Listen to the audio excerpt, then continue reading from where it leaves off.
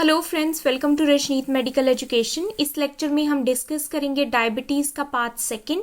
Part one मैंने already explain कर दिया है, जिसमें मैंने एवरीथिंग अबाउट डायबिटीज़ बता दिया है ऑलरेडी। मैं आपको सजेस्ट करूंगी कि आप पहले पार्ट वन देखें एंड देन पार्ट सेकंड देखें। डायबिटीज़ पार्ट सेकंड में मैंने एक्सप्लेन किया है कि डायबिटीज़ को हम कैसे डायग्नोज कर सकते हैं, मीन्स डायबिटीज़ के डिफरेंट टेस्ट क्या है एंड डायबिटीज़ का ट्रीटमेंट क्या है। So let's start the video. So how to diagnose diabetes. सबसे पहले आप डायग्नोज कैसे करोगे कि इस पर्टिकुलर पर्सन को डायबिटीज है। सो डायबिटीज मैंने ऑलरेडी बताया क्या होता है कि जब हमारे ब्लड में ग्लूकोज का लेवल हाई हो जाता है, एलिवेटेड हो जाता है। वो मैंने ऑलरेडी पार्ट वन में डिटेल में एक्सप्लेन किया है कि क्यों होता है, क्यों नहीं होता। तो अब हम डायरेक्टली जंप करते हैं कि how to diagnose diabetes. Diabetes को हम टेस्ट कैसे करेंगे। सो इसके लिए डिफरेंट टेस्ट है। फर्स्ट टेस्ट है A1C टेस्ट। A1C टेस्ट क्या होता है? Type 2 diabetes is usually diagnose using the glycated haemoglobin test. इसको बोलते हैं हम ग्लाइकेटेड हीमोग्लोबिन टेस्ट या फिर A1C test. The result of this test reflects the amount of glucose that is stored in the hemoglobin molecule during its lifespan of 120 days. इस test का क्या मतलब है? ये टेस्ट हम क्यों करते हैं कि हीमोग्लोबिन मॉलिक्यूल, जो हमारी बॉडी में जो हीमोग्लोबिन है, उसने लास्ट 128 डेज में, मीन्स अपने लाइफ स्पैन में, मीन्स लास्ट जो 3 मंथ्स है, उसमें कितना ग्लूकोज स्टोर किया। अगर तो हीमोग्लोबिन ने ज्यादा ग्लूकोज स्टोर किया होगा लास्ट 3 मंथ्स में, तो इट मीन्स इस पर्टिकुलर पर्सन को डायबिटीज है। तो वो रेंज हम देखते हैं कि लास्ट 3 मंथ्स में इस हीमोग्लोबिन मॉलिक्यूल ने कितना ब्लड ग्लूकोज स्टोर किया है। तो A1C टेस्ट हमें लास्ट 3 मंथ्स का जो हिस्ट्री है ग्लूकोज का, वो हमारे ब्लड में कितना था वो बता देता है। तो जो नॉर्मल रिजल्ट होता है वो होता है हमारा बिलो 5.7%। अगर प्री डायबिटीज है तो रिजल्ट आएगा 5.7 to 6.4%। प्री डायबिटीज मतलब जो रिस्क पर है डायबिटीज होने के। तो ये सब मैंने ऑलरेडी पार्ट 1 में एक्सप्लेन कर दिया है। नाउ डायबिटीज है अगर पर्सन को, तो 6.5% या फिर उससे हायर रेंज आएगी ऑन 2 सेपरेट टेस्ट। नेक्स्ट आता है हमारा रैंडम ब्लड शुगर टेस्ट। अब रैंडम ब्लड शुगर टेस्ट क्या होता है? Regardless of when you last ate, ये मतलब नहीं रखता कि आपने लास्ट कब खाया था।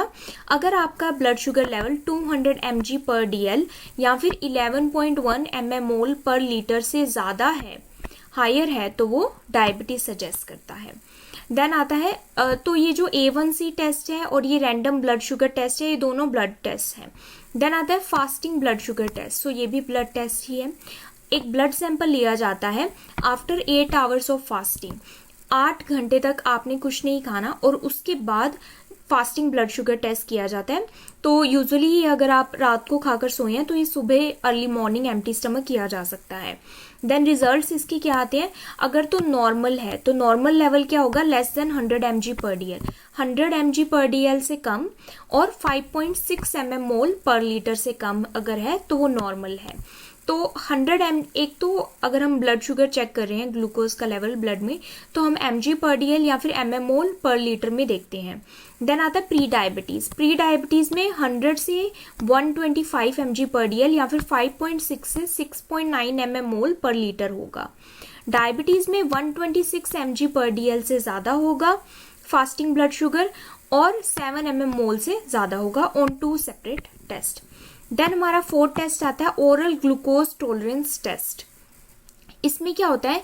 ओवरनाइट फास्ट रखा जाता है, मीन्स ओवरनाइट आपने कुछ नहीं खाना। उसके बाद सुबह आपको sugary drink eight doctors office, आपको एक शुगरी ड्रिंक दी जाती है जिसमें शुगर मिक्स होता है बहुत ज्यादा लेवल। फिर उसके बाद ब्लड शुगर लेवल आपका टेस्ट किया जाता है नेक्स्ट 2 आवर्स में। मीन्स सबसे पहले आपको फास्टिंग रखनी है पूरी रात या फिर 8 आवर्स की फास्टिंग आपको रखनी है, कुछ नहीं खाना आपने 8 आवर्स के बाद। उसके बाद टेस्ट स्टार्ट होता है जब, तब आपको एक शुगरी ड्रिंक दी जाती है जिसमें बहुत ज्यादा लेवल शुगर का होता है। उसके बाद नेक्स्ट 2 आवर्स तक आपका ब्लड शुगर चेक किया जाता है। कैसे किया जाता है? नेक्स्ट 2 आवर्स में अगर आपका ब्लड शुगर 140 mg/dl से कम है तो वो नॉर्मल है। इसमें क्या होता है, नेक्स्ट 2 आवर्स में आपको 30 मिनट्स के बाद, लाइक पहले 30 मिनट्स के बाद टेस्ट किया जाता है, फिर दोबारा 30 मिनट्स के बाद ब्लड टेस्ट किया जाता है, तो एवरी 30 मिनट्स किया जाता है। तो अगर आपका 140 mg पर DL या फिर 7.8 mm मोल पर लीटर से कम है तो वो नॉर्मल है। अगर प्री डायबिटीज की कंडीशन है तो आपका 140 से 199 mg पर DL आपका लेवल होगा ब्लड शुगर का, 7.8 टू 11.0 mm मोल पर लीटर। अगर आपको डायबिटीज है तो आपका जो ब्लड शुगर लेवल है वो 200 mg पर DL या फिर 11.1 mm मोल पर लीटर से ज्यादा होगा आफ्टर 2 आवर्स, 2 घंटे के बाद भी। देन आता है 5th, कीटोन्स इन यूरिन। अगर आपके यूरिन में कीटोन्स है तो हम आपका यूरिन भी चेक करते हैं, पर्सन का यूरिन डिप किया जाता है उसमें। तो अगर यूरिन डिप में कीटोन्स का लेवल पॉजिटिव पाया जाता है, नॉर्मल यूरिन में कीटोन्स प्रेजेंट नहीं होते, लेकिन अगर हाई कीटोन्स है यूरिन में तो वो हाइपरग्लाइसीमिया है, इट मीन्स आपको डायबिटिक कीटोएसिडोसिस हो गया है, वो कंडीशन हो गई है विच इज़ नॉट नॉर्मल, और ये एक मेडिकल इमरजेंसी होती है। ये डायबिटिक कीटोएसिडोसिस को भी मैंने डिटेल में एक्सप्लेन किया है पार्ट 1 में। देन आता है सेल्फ मॉनिटर्ड ब्लड ग्लूकोज। अब जो पेशेंट्स हैं डायबिटीज से जो सफर कर रहे हैं वो अपना ग्लूकोज खुद से भी चेक कर सकते हैं सेल्फ मॉनिटर ब्लड ग्लूकोज से, जिसको ग्लूकोमीटर बोलते हैं। ये जो आप पिक्चर में देख रहे हैं ये ग्लूकोमीटर है, मोस्टली हॉस्पिटल्स में भी ब्लड टेस्ट करने के लिए यूज होता है, ग्लूकोज ब्लड शुगर चेक करने के लिए यूज होता है। ग्लूकोमीटर क्या करता है, measures capillary blood glucose from blood. हम फिंगर पर प्रिक करते हैं, फिंगर प्रिक करने के बाद ब्लड लेते हैं, तो ये जो ब्लड है वो कैपिलरी से आ रहा है हमारा, तो उस ब्लड को हम मेजर करते हैं ग्लूकोमीटर्स की हेल्प से, और हम अपना जो ब्लड ग्लूकोज है वो खुद भी चेक कर सकते हैं। देन आता है हमारा ट्रीटमेंट ऑफ डायबिटीज। अब डायबिटीज का ट्रीटमेंट क्या है, तो जो ट्रीटमेंट है डायबिटीज का वो 3 तरह से है, मतलब डायबिटीज का ट्रीटमेंट किसी एक चीज से नहीं हो सकता। फर्स्ट तो आता है हमारा लाइफस्टाइल। तो अगर आपको डायबिटीज है, स्पेशली अगर आपको टाइप 2 डायबिटीज है, क्योंकि टाइप 1 में क्या है लाइफस्टाइल ज्यादा मैटर नहीं करता, वो फिट पर्सन को भी हो सकती है, यूजुअली मैं बता रही हूँ मेजॉरिटी ऑफ द केसेस में। लेकिन टाइप 2 में स्पेशली लाइफस्टाइल आपको चेंज करना पड़ता है, अपना डाइट और एक्सरसाइज 2 चीजें आपको करनी पड़ती हैं। तो पहली चीज ट्रीटमेंट के लिए डायबिटीज में क्या हो जाती है आपका लाइफस्टाइल। दूसरी चीज होती है ओरल हाइपोग्लाइसेमिक, मीन्स उसमें हम क्या देते हैं, टैबलेट्स देते हैं। वो टैबलेट देते हैं जो कि ब्लड शुगर को कम करती है, हाई अगर ग्लूकोज है तो उसको मेंटेन करने में हेल्प करती है, उसको बोलते हैं ओरल हाइपोग्लाइसीमिक। क्योंकि हाइपरग्लाइसीमिक का मतलब है हाई ब्लड शुगर, तो हाइपोग्लाइसीमिक मतलब जो कि ब्लड शुगर को कम करेंगे। ओरल हाइपोग्लाइसेमिक यूजुअली हम किस में यूज करते हैं, टाइप 2 डायबिटीज में, क्योंकि टाइप 1 में तो बॉडी हमारी इंसुलिन ही नहीं बनाती, तो इसलिए हमको इंसुलिन देना पड़ता है बाहर से यूजुअली। टाइप 2 में क्या है कि हमारे जो सेल्स हैं वो रेजिस्टेंट हो जाते हैं इंसुलिन से, इसलिए इंसुलिन तो बॉडी में बन रही है लेकिन सेल्स रेजिस्टेंट हो रही हैं, या फिर इंसुलिन प्रॉपर अमाउंट में नहीं बन रही, तो ओरल हाइपोग्लाइसीमिक ड्रग टाइप 2 में हेल्प करते हैं। देन जो थर्ड चीज आती है, थर्ड थिंग आती है ट्रीटमेंट ऑफ डायबिटीज में, वो आता है इंसुलिन। तो कई केसेस में हमको इंसुलिन देना पड़ता है, जैसे कि हम देखते हैं टाइप 1 में, क्योंकि टाइप 1 डायबिटीज में इंसुलिन बन ही नहीं रही है बॉडी से, पैंक्रियास से, तो इसलिए हम इंसुलिन एक्सटर्नली देते हैं। इंसुलिन हम टाइप 2 में भी देते हैं, but majority of the cases में हम टाइप 1 में देते हैं यूजुअली। तो ये 3 चीजें ट्रीटमेंट में आती है, तो इसको 1 बाय 1 हम डिस्कस कर लेते हैं।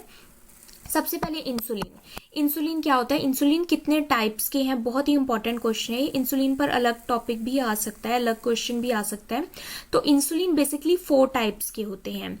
इंसुलिन क्या होता है मैंने ऑलरेडी एक्सप्लेन किया है कि हमारा जो पैंक्रियाज है उसके बीटा सेल से इंसुलिन बनता है। जब इंसुलिन नहीं बनता या फिर प्रॉपर अमाउंट में नहीं बनता, बीटा सेल्स डैमेज होने की वजह से या फिर किसी भी कारण की वजह से, उस टाइम पर हमको बाहर से इंसुलिन देना पड़ता है पेशेंट को। और यूजुअली हम ये टाइप 1 में देते हैं, लेकिन टाइप 2 में भी देते हैं अगर कंडीशन हो रही है कि इंसुलिन नहीं बन पा रहा है प्रॉपर, टाइप 2 में भी। तो ये अगर आप पार्ट 1 देखेंगे तो आपको बिल्कुल आसानी से समझ आ जाएगा। तो यहाँ पर हम ट्रीटमेंट की बात करें तो इंसुलिन कितने टाइप का होता है। सबसे पहले इंसुलिन होता है 4 टाइप्स का। फर्स्ट है रैपिड एक्टिंग, सेकंड है शॉर्ट एक्टिंग, थर्ड है इंटरमीडिएट एक्टिंग और लास्ट है 4th लॉन्ग एक्टिंग। तो इसके बारे में हम पढ़ लेते हैं। तो जो टाइप्स ऑफ इंसुलिन है उसको हम 1 बाय 1 पढ़ेंगे। और इम्पॉर्टेंट चीज क्या है इंसुलिन के डिफरेंट टाइप्स पढ़ने में, एक तो इंसुलिन के नेम्स, उसके बाद उसका ऑनसेट कि कब वो हमारी बॉडी में जाकर एक्शन स्टार्ट करना शुरू करेगा इंसुलिन। दूसरा पीक मतलब कब इंसुलिन का लेवल हमारी बॉडी में सबसे ज्यादा होगा। और ड्यूरेशन मतलब कितने टाइम तक हमारी बॉडी में वो रहेगा और कितने टाइम तक वो हमारी बॉडी में एक्ट करता रहेगा या फिर एक्शन जो है उसका रहेगा कितने ड्यूरेशन तक हमारी बॉडी में। तो सबसे पहले आता है रैपिड एक्टिंग। रैपिड मतलब रैपिड मीन्स जल्दी से। तो ये जो इंसुलिन होते हैं जल्दी से एक्ट करते हैं और जल्दी से ये हमारी बॉडी से निकल भी जाते हैं, एक्सक्रीट आउट भी हो जाते हैं। तो जो रैपिड एक्टिंग इंसुलिन है उसमें हमारे 2 आते हैं, एक आते हैं ह्यूमोलॉग और दूसरा आता है नोवोलॉग। ह्यूमोलॉग और नोवोलॉग, सो जिसके आगे लॉग लगा है LOG, तो ये क्या है रैपिड एक्टिंग इंसुलिन। इसको ह्यूमोलॉग को हम लिस्प्रो इंसुलिन या फिर नोवोलॉग को हम एस्पार्ट इंसुलिन भी बोलते हैं। तो इसका जो ऑनसेट है 5 to 15 मिनट्स, 5 to 15 मिनट्स में ये हमारी बॉडी में एक्शन स्टार्ट करना शुरू कर देता है। पीक मीन्स इसकी जो हायर कंसेंट्रेशन है हमारी बॉडी में वो कब हो जाती है 30 to 120 मिनट्स में। ड्यूरेशन ओनली 3 to 5 आवर्स तक ही हमारी बॉडी में रहता है और उसके बाद एक्सक्रीट आउट हो जाता है। तो इतनी इसकी ड्यूरेशन रहती है एक्शन की। तो रैपिड एक्टिंग इंसुलिन, अब इसमें नर्सिस को या फिर आमतौर पर हमें क्या बातों का ध्यान रखना है, क्या जो चीजें हैं वो हमने अपने माइंड में रखनी है। सबसे पहले एडमिनिस्टर बिफोर मील्स, ये हमको बिफोर मील देना है, खाने के पहले, to control post prandial rise in blood glucose, ताकि जैसे ही हम खाना खाएं उसके बाद जो ब्लड ग्लूकोज है वो एकदम से राइज ना हो जाए, उसको ये कंट्रोल करेगा। तो ये बिफोर मील्स हमने देना है। देन है administer in conjunction with intermediate और लॉन्ग लास्टिंग, ये हम किसके साथ दे सकते हैं, इंटरमीडिएट और लॉन्ग लास्टिंग के साथ हम रैपिड एक्टिंग इंसुलिन दे सकते हैं to provide glycaemic control between meals and at night. क्योंकि रैपिड एक्टिंग तो हम खाने से पहले दे रहे हैं और ये जल्दी हमारी बॉडी से इसका एक्शन भी खत्म हो जाएगा 3 to 5 आवर्स के बाद। तो इसलिए हमें इसको किसी लॉन्ग एक्टिंग या फिर इंटरमीडिएट एक्टिंग के साथ हम कंबाइन इसको कर सकते हैं, एक रेजिमे बना सकते हैं हम इंसुलिन का, ताकि अगर आपका जो पूरा दिन है उसमें भी आपका जो ब्लड शुगर है वो कंट्रोल रहे, और नाइट अगर आप सोते हैं तो सुबह तक भी, नाइट में भी आपका ब्लड शुगर जो है कंट्रोल में रहे। देन आता है short acting insulin. Rapid acting उसमें आता है ह्यूमोलॉग और नोवोलॉग। अब दूसरा जो हमारा कौन सा है, शॉर्ट एक्टिंग इंसुलिन। जो रैपिड एक्टिंग है वो बहुत जल्दी से एक्ट करेगा, बहुत जल्दी से बॉडी से बाहर हो जाएगा। जो शॉर्ट एक्टिंग है वो थोड़ा सा टाइम लेगा। अब शॉर्ट एक्टिंग इंसुलिन जिसको रेगुलर इंसुलिन भी बोलते हैं, शॉर्ट एक्टिंग को रेगुलर इंसुलिन भी बोलते हैं। इसमें 2 आते हैं, क्योंकि ये रेगुलर है तो इसलिए इनके आगे लगा है R, Humulin R, Novolin R, Humulin R, Novolin R. अब देखो कैसे, जो रैपिड एक्टिंग है उसमें क्या लगा है, ह्यूमोलॉग, उसमें LOG लग गया है, नोवो के आगे क्या लग गया, लॉग, तो वो रैपिड एक्टिंग है। शॉर्ट एक्टिंग में ह्यूमो के आगे क्या लग गया, लिन, और आर लग गया है, ह्यूमोलिन आर। नोवो के आगे क्या लग गया, लिन, नोवोलिन आर, राइट। तो ये शॉर्ट एक्टिंग इंसुलिन होते हैं। इनका जो ऑनसेट है ये 30 मिनट्स में, 30 मिनट्स के बाद हमारी बॉडी में ये एक्शन स्टार्ट करना शुरू कर देते हैं। और ये पीक कब होते हैं, इनका जो हायर कंसंट्रेशन होता है हमारी बॉडी में वो 2 to 4 आवर्स में होता है। 2 से 4 घंटे के बाद इनका जो एक्शन है वो बहुत ज्यादा, 2 से 4 घंटे में, 2 to 4 आवर्स के अंदर इनका जो कंसंट्रेशन बहुत ज्यादा हाई रहता है। पीक का क्या मतलब है, पीक का मतलब है कि इस इंसुलिन का जो लेवल है हमारी बॉडी में इस टाइम पर सबसे ज्यादा हाई है, और इस टाइम पर हाइपोग्लाइसीमिया होने के भी चांसेस हो सकते हैं, मींस ब्लड शुगर आपका बहुत ज्यादा ड्रॉप भी जा सकता है। ड्यूरेशन इसका कितना रहता है, 5 to 8 आवर्स तक ये हमारी बॉडी में रहता है और एक्शन करता है। देन नर्सिंग कंसिडरेशन, क्या क्या चीजें ध्यान में रखनी है। सबसे पहले ये 2 कंसंट्रेशन में आता है, U500 मीन्स 500 की कंसंट्रेशन में, और U100 सिर्फ ओनली ऐसा है जो कि हम IV दे सकते हैं, बाकी इंसुलिन हम सबक्यूटेनियसली देते हैं। और U100 जो कि एक रेगुलर इंसुलिन का जो U100 कंसंट्रेशन है वो हम ओनली वही कंसंट्रेशन हम IV भी दे सकते हैं।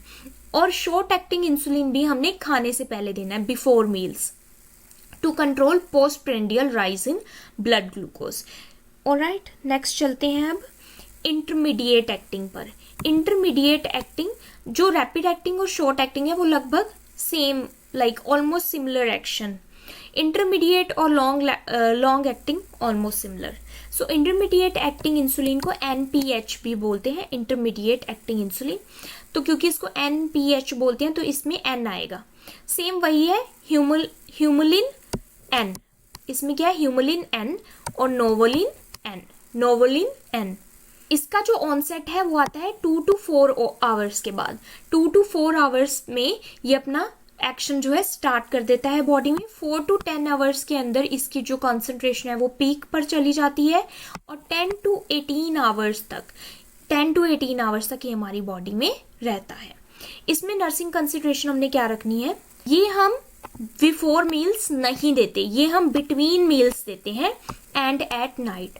तो ये हमने अगर बिफोर मील्स हम इसको नहीं देते, इसको हम कब देते हैं, बिटवीन मील्स। लाइक एक खाना आपने खा लिया और दूसरे खाने के बीच, लाइक ब्रेकफास्ट से लंच के बीच में आप इसको दे सकते हैं इंटरमीडिएट एक्टिंग इंसुलिन को। और जिस टाइम पर आप ये ले रहे हैं उसी टाइम पर आपने ये नेक्स्ट डे भी लेना है, सेम टाइम पर। ऑलराइट, तो अगर आपने ब्रेकफास्ट और लंच के बीच में लिया है तो आपको नेक्स्ट डे भी ब्रेकफास्ट और लंच के बीच में ही लेना है।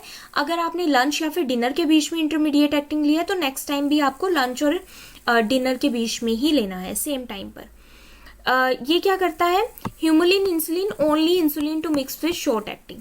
अब जो शॉर्ट एक्टिंग इंसुलिन है वो किसके साथ मिक्स कर सकते हैं, ओनली ह्यूमुलिन के साथ। ह्यूमुलिन जो इंसुलिन है उसके साथ हम शॉर्ट एक्टिंग इंसुलिन मिक्स कर सकते हैं। देन हमारा आता है लॉन्ग एक्टिंग इंसुलिन। ये सबसे ज्यादा लॉन्ग एक्टिंग है, सबसे ज्यादा देर तक हमारी बॉडी में ये एक्ट करेंगे, इसलिए इनका नाम है लॉन्ग एक्टिंग।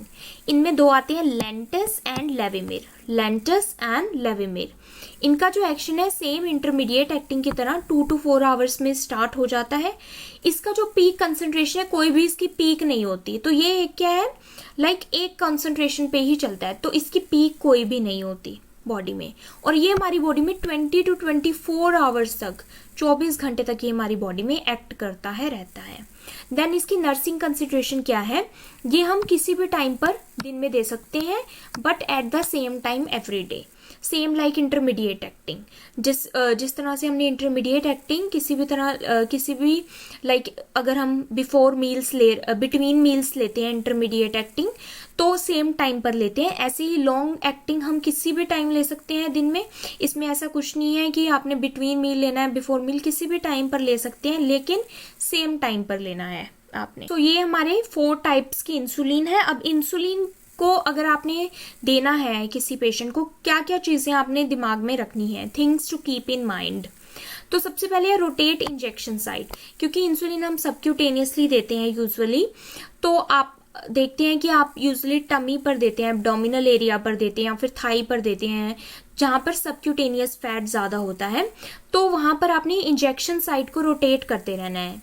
सपोज ये पिक्चर में आप देख रहे हैं कि ये एब्डोमेन है पेशेंट का, तो अगर आपने लेफ्ट साइड दिया है तो नेक्स्ट टाइम आपने राइट साइड देना है।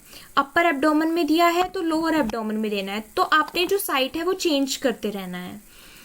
टू प्रिवेंट लिपोहाइपरट्रॉफी, लिपोहाइपरट्रॉफी की एक कंडीशन हो जाती है अगर हम ऐसा नहीं करते। लिपोहाइपरट्रॉफी क्या होता है, ये जो आप मार्क्स देख रहे हैं पिक्चर्स में, ये स्कार्स देख रहे हैं, प्लस ये लंप्स बन गए हैं जो फैट के, तो इसको प्रिवेंट करने के लिए, ये स्कारिंग को प्रिवेंट करने के लिए, प्लस ये जो लंप्स है फैट के यहाँ पर बन गए हैं, इसको प्रिवेंट करने के लिए हमने इंजेक्शन साइट रोटेट करनी है। Then educate regarding self administration of insulin, क्योंकि इंसुलिन पेशेंट खुद भी एडमिनिस्टर कर सकते हैं, उसके लिए एजुकेट करना है। इंजेक्ट सबक्यूटेनियसली 90 डिग्री एंगल पर आपने इस तरह से डार्ट लाइक फैशन में होल्ड करना है और 90 डिग्री पर इंजेक्ट करना है। अगर फैट अच्छा है, फैटी अगर सबक्यूटेनियस फैट है, अगर एंड मेक श्योर आप पिंच भी कर लें एरिया को, लाइक एरिया को पिंच करके 90 डिग्री एंगल पर दें। और अगर पेशेंट का जो सबक्यूटेनियस फैट है कम है और वो थिन है तो आप 45 डिग्री पर भी दे सकते हैं। देने के बाद आपने जो साइट है उसको रब नहीं करना, क्योंकि अगर आप इंसुलिन साइट को रब कर देते हैं तो इंसुलिन जो है जल्दी से डिसॉल्व हो सकता है, जल्दी से एक्ट कर सकता है। ऐसा हम नहीं चाहते कि एकदम से पेशेंट हाइपोग्लाइसीमिक कंडीशन में जाए।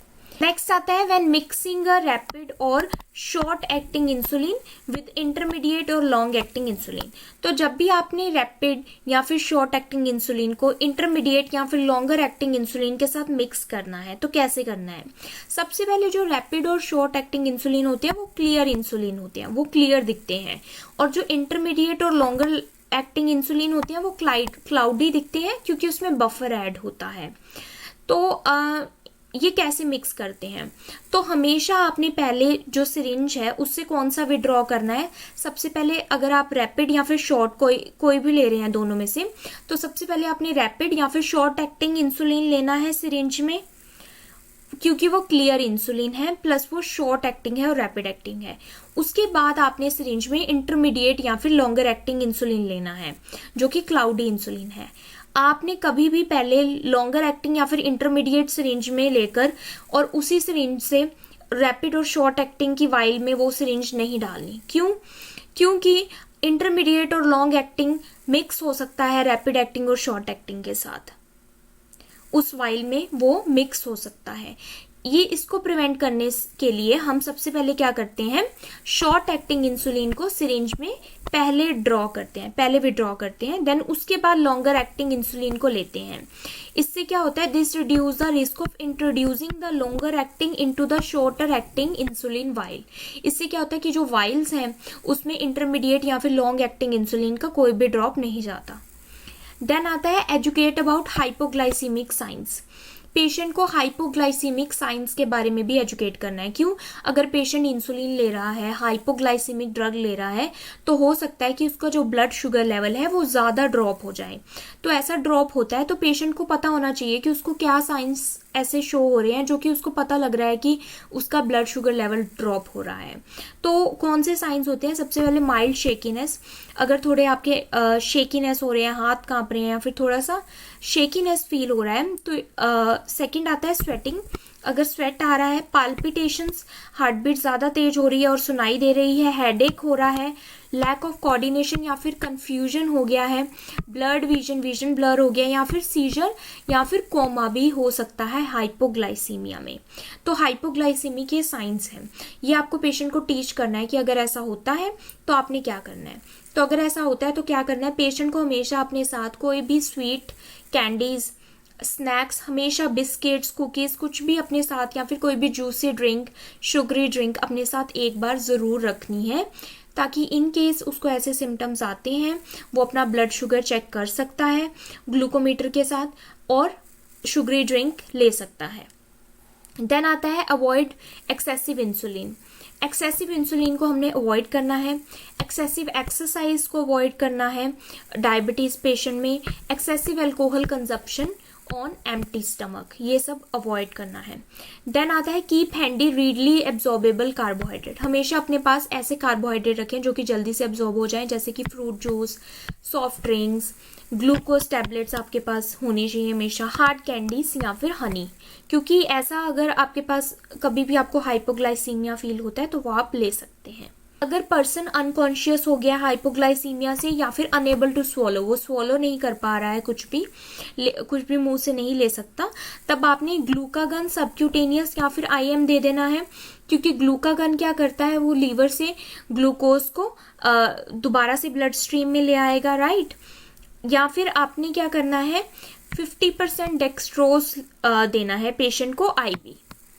तो ये कंडीशंस आपने ये चीजें आपने ध्यान में रखनी है। देन आता है हमारा मेडिकल मैनेजमेंट में oral hypoglycaemic drug. Oral hypoglycaemic drug जो इंसुलिन है वो मोस्टली हम टाइप 1 डायबिटीज के पेशेंट को देते हैं, टाइप 2 को भी देते हैं कुछ कंडीशंस में। टाइप 2 भी इतनी ज्यादा अनकंट्रोल्ड हो जाती है जिसमें इंसुलिन प्रॉपर नहीं बन पाता बॉडी से, तो टाइप 2 में भी देते हैं। लेकिन जो ओरल हाइपोग्लाइसीमिक ड्रग्स हैं जो कि ब्लड शुगर को कंट्रोल करती हैं, ये टैबलेट्स, कैप्सूल्स, मेडिसिन, ये मोस्टली हम टाइप 2 को देते हैं। देन इसमें आते हैं, इनके जो नेम्स हैं थोड़े से डिफ़िकल्ट है लर्न करने, बट अगर आप प्रैक्टिस करेंगे तो आपको ये लर्न हो जाएंगे। तो फर्स्ट इसमें आता है बाइगुआनाइड्स। बाइगुआनाइड्स में जो सबसे इंपॉर्टेंट ड्रग है वो क्या है, मेटफॉर्मिन। मेटफॉर्मिन ड्रग को ग्लूकोफेज भी बोलते हैं। इसका एक्शन क्या है, तो मेटफॉर्मिन एक ऐसा ड्रग है जो कि फर्स्ट मेडिकेशन टाइप 2 डायबिटीज़ के लिए प्रिस्क्राइब की गई थी। जिनको टाइप 2 डायबिटीज़ है उनके लिए फर्स्ट ड्रग जो प्रिस्क्राइब की गई थी वो मेटफॉर्मिन की गई थी। ये क्या करता है, it works by lowering glucose production in the liver. ये लीवर में ग्लूकोज की प्रोडक्शन को कम कर देता है and improving body sensitivity to insulin. क्योंकि टाइप 2 में क्या होता है कि हमारी बॉडी रेजिस्टेंट हो जाती है, इंसुलिन को यूज ही नहीं करती, रिसीव नहीं करती। ये बॉडी की जो सेंसिटिविटी है इंसुलिन के लिए वो इंक्रीज करता है, प्लस जो ग्लूकोनियोजेनेसिस का जो प्रोसेस है, मीन्स ग्लूकोज की जो फॉर्मेशन का जो प्रोसेस है लीवर में, उसको लो कर देता है। नर्सिंग कंसिडरेशन क्या है, stop medication for 48 hours before any type of radiographic test with iodine contrast dye. जो मेटफॉर्मिन है, ये बहुत इंपॉर्टेंट पॉइंट है कि ये जो कंट्रास्ट डाइज होती हैं, आयोडीनेटेड कंट्रास्ट डाई, इसके साथ ये इंटरेक्ट करता है और लैक्टिक एसिडोसिस कर सकता है हमारी बॉडी में। तो इसको प्रिवेंट करने के लिए कोई भी अगर रेडियोग्राफिक टेस्ट हो रहा है, जैसे कि कार्डियोलॉजी डिपार्टमेंट में एंजियोग्राम्स होते हैं कैथ लैब में, तो उन पेशेंट को एंजियोग्राम में कंट्रास्ट डाई दी जाती है, या फिर कोई भी सिटी स्कैन्स हो रहे हैं जिसमें कंट्रास्ट डाई दी जाती है, तो उसमें 48 आवर्स बिफोर, 48 आवर्स पहले हमने मेटफॉर्मिन को होल्ड कर देना है। वो हमने नहीं देनी, क्योंकि मेटफॉर्मिन कंट्रास्ट डाई के साथ इंटरेक्ट कर सकती है। और ब्लड शुगर साथ में चेक करते रहना पेशेंट का। Instruct the client to take vitamin B12 and folic acid supplement. Metformin क्या करता है, विटामिन B12 और आयरन को हमारी बॉडी से गेट रिड ऑफ करता है, तो इसलिए विटामिन B12 और फॉलिक एसिड सप्लीमेंट साथ में पेशेंट को देने हैं। प्लस नेवर क्रश और च्यू द मेडिकेशन। कभी भी हमको मेटफॉर्मिन जो है क्रश नहीं करनी या फिर च्यू नहीं करनी। इसका रीज़न क्या है कि मेटफॉर्मिन 2 टाइप से आती है, प्रोलॉन्ग रिलीज और इमीडिएट रिलीज। तो जो इमीडिएट रिलीज है या फिर प्रोलॉन्ग रिलीज है, अगर प्रोलॉन्ग रिलीज को हमने क्रश कर लिया या फिर च्यू कर लिया तो क्या होगा, वो जल्दी से रिलीज हो जाएगी। जबकि हम ऐसा नहीं चाहते, हम चाहते कि वो प्रोलॉन्ग मीन्स धीरे धीरे हमारी बॉडी में रिलीज हो। तो इसलिए हम क्रश नहीं करते या फिर इस टैबलेट को च्यू नहीं करते। देन आता है सल्फोनिल यूरियाज। सेकेंड आता है सल्फोनिल यूरियाज, जिसमें हमारी टैबलेट्स आती हैं ग्लिबराइड, ग्लिपिजाइड, ग्लिमिप्राइड एंड ग्लिक्लाजाइड। सो यहाँ पर यूके में ग्लिक्लाजाइड टैबलेट बहुत यूज होती है। सो सल्फोनिल यूरियाज, ये इनकी यूजली ये जी से स्टार्ट होती हैं, ग्ली करके, ग्लिबराइड, ग्लिपिजाइड, ग्लिमिप्राइड एंड ग्लिक्लाजाइड। ये क्या करते हैं, इसका एक्शन है stimulate insulin release from the pancreas. ये क्या करते हैं, इंसुलिन के रिलीज को बढ़ाता है पैंक्रियास से, causing a decrease in blood sugar level, जिससे ब्लड शुगर लेवल कम हो जाता है, एंड टिश्यू सेंसिटिविटी को भी बढ़ाता है ये इंसुलिन के लिए। इसमें क्या है, हमने हाइपोग्लाइसीमिया के लिए मॉनिटर करना है। कोई भी हम ऑरल हाइपोग्लाइसीमिक ड्रग दे रहे हैं, चाहे इंसुलिन दे रहे हैं, हमने हाइपोग्लाइसीमिया को हमेशा मॉनिटर करते रहना है। दूसरी चीज beta blocker. Beta blocker can mask tachycardia typically seen during hypoglycaemia. अभी इसका क्या मतलब है कि जो बीटा ब्लॉकर्स हैं, बीटा ब्लॉकर्स क्या है, हमारे कार्डियक ड्रग है, ये हार्ट रेट और ब्लड प्रेशर को रिड्यूस करने के लिए दिया जाता है। तो बीटा ब्लॉकर क्या करता है, हाइपोग्लाइसीमिक पेशेंट में क्या होता है कि जब भी जो डायबिटिक पेशेंट है, अगर उनका ब्लड शुगर लेवल डिक्रीज हुआ है, उनको हाइपोग्लाइसीमिया हुआ है, तो उनका जो हार्ट रेट है वो बढ़ जाता है, पाल्पिटेशन उनको फील हो जाता है, तो उनको पता लग जाता है कि उनका ब्लड प्रेशर, जो ब्लड शुगर है वो ड्रॉप हो गया है। लेकिन बीटा ब्लॉकर्स क्या करते हैं, क्योंकि ये हार्ट रेट को डिक्रीज करते हैं, ब्रेडिकार्डिया करते हैं, ये हार्ट रेट को कंट्रोल करके रखते हैं, तो ये हाइपोग्लाइसीमिया पेशेंट को फील नहीं होने देता। ये जो पेशेंट हैं उनको, क्योंकि वो बीटा ब्लॉकर ले रहे हैं ऑलरेडी, तो उनको पाल्पिटेशन या फिर हार्ट रेट उनका जो हाई है वो उनको फील नहीं होगा। इसलिए अगर पेशेंट बीटा ब्लॉकर ले रहा है तो हमने हमेशा उसकी जो ब्लड शुगर है वो चेक करते रहना है कि उसको हाइपोग्लाइसीमिया तो नहीं हो गया, क्योंकि पेशेंट को पता ही नहीं लगेगा बीटा ब्लॉकर अगर वो ले रहा है कि उसको हाइपोग्लाइसीमिया हुआ है, क्योंकि beta blocker can mask tachycardia. क्योंकि बीटा ब्लॉकर क्या करते हैं, टैकीकार्डिया को कम करते हैं, तो पता नहीं लगेगा पेशेंट को। देन आता है एडमिनिस्टर 30 मिनट्स बिफोर मील। हमने सल्फोनिल यूरियाज जो है 30 मिनट्स बिफोर मील देना है। Then instruct the client to avoid alcohol due to disulfiram effect, क्योंकि इसमें क्या है, सल्फर है, सल्फोनिल यूरियाज नेम से ही क्लियर है। तो डाइसल्फराम एक टैबलेट होती है जो हम एल्कोहलिक पेशेंट्स को देते हैं, जिससे वो एल्कोहल नहीं ले सकते, उनका फ्लशिंग हो जाते हैं, फेस रेड हो जाता है, वॉमिटिंग हो जाती है। तो अगर सल्फोनिल यूरियाज के साथ पेशेंट अल्कोहल ले रहा है तो ऐसा उसको नहीं करना, उसको डाइसल्फराम इफेक्ट हो जाएगा। देन आता है ग्लिनाइड्स, ये भी इंपॉर्टेंट है। इसमें आता है रेपेग्लिनाइड एंड नेटग्लिनाइड। इसमें क्या आता है, इसका एक्शन है stimulate the pancreas to secrete more insulin. ये पैंक्रियास को स्टिमुलेट करता है इंसुलिन बनाने के लिए। ये फास्ट एक्टिंग है सल्फोनिल यूरिया से, लेकिन इसकी जो ड्यूरेशन है ये शॉर्ट है। देन ये भी 15 to 30 minute before a meal देना है। Omit the dose if skipped a meal to prevent hypoglycaemic crisis.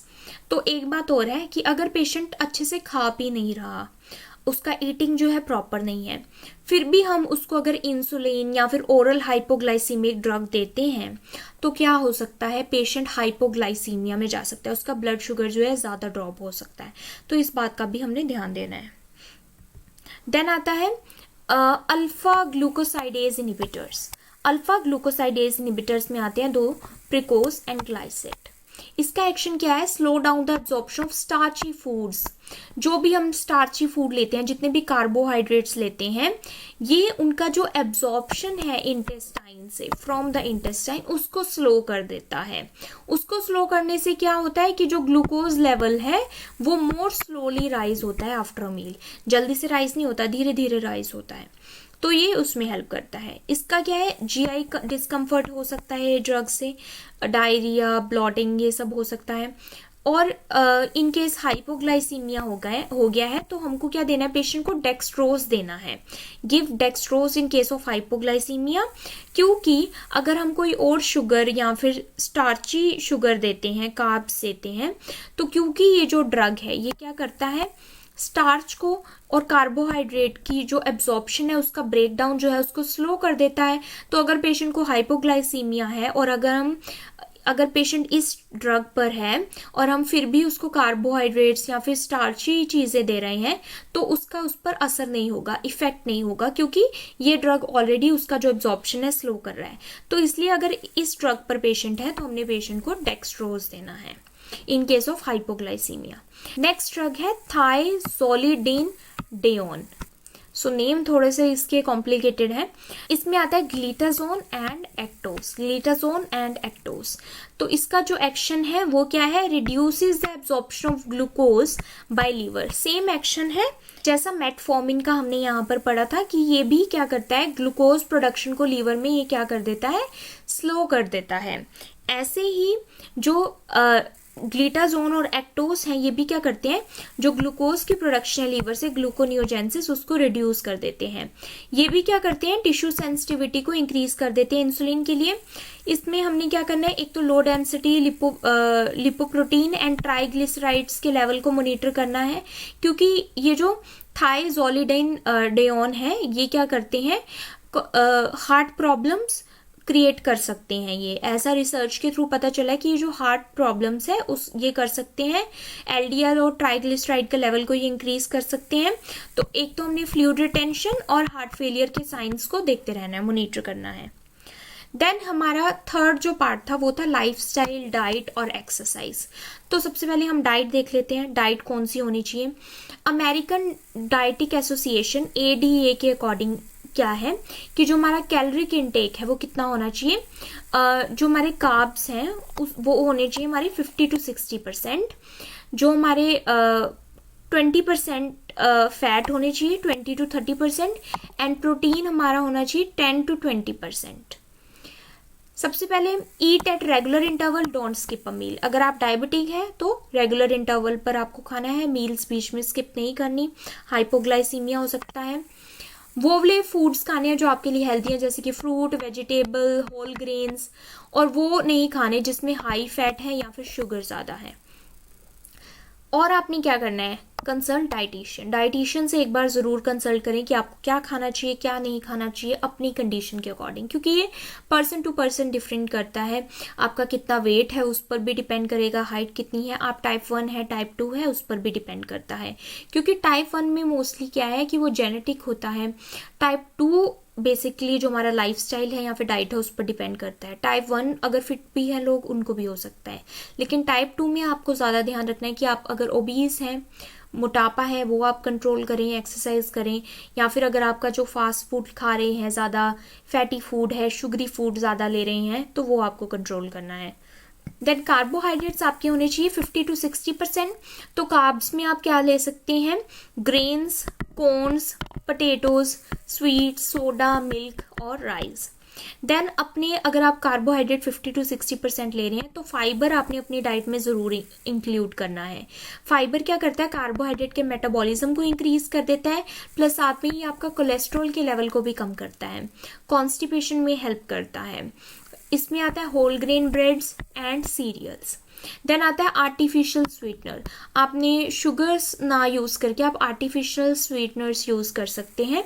Then fat आपको 20 to 30% लेना है। फैट में आप क्या ले सकते हैं, सैचुरेटेड फैट, जैसे कि आप फैटी मीट, जो फैटी मीट्स होते हैं वो आप अवॉइड कर सकते हैं, होल मिल्क अवॉइड करें, फ्राइड फूड अवॉइड करें। आप क्या ले सकते हैं, मोनो अनसेचुरेटेड फैट्स जो कि हेल्दी फैट्स हैं वो आप ले सकते हैं, जैसे कि नट्स, ऑलिव्स, ये आप ले सकते हैं, स्किम्ड मिल्क आप ले सकते हैं। देन हमारा आता है या फिर आप मीट ले सकते हैं, लेकिन फैटी मीट मत लें। देन आता है प्रोटीन्स, 10 to 20% प्रोटीन आपने लेना है। इसमें आता है मीट, जैसे कि चिकन आप ले सकते हैं, टर्की ले सकते हैं, फिश ले सकते हैं, लो फैट चीज़ ले सकते हैं, egg whites, plant based beans ले सकते हैं। देन आपका एक्सरसाइज है, तो एक्सरसाइज में क्या आप करेंगे, फिजिकल एक्टिविटी करेंगे और स्लो ग्रेजुअल एक्सरसाइज इंकरेज की जाती है। ये नहीं कि आप intensive exercise, high intensity exercise कर रहे हैं। हाई इंटेंसिटी डायबिटिक पेशेंट को नहीं बोला जाता क्योंकि उसमें बहुत ज़्यादा स्वेट करते हैं और हाइपोग्लाइसीमिक के चांसेस हो सकते हैं। देन इसमें एरोबिक एक्सरसाइजेज जैसे कि वॉकिंग, रनिंग, कार्डियो, स्विमिंग, ये सब कर सकते हैं आप। ब्लड शुगर लेवल जो है, lower blood sugar level by increasing the uptake of glucose by the body muscle and by increasing insulin utilisation.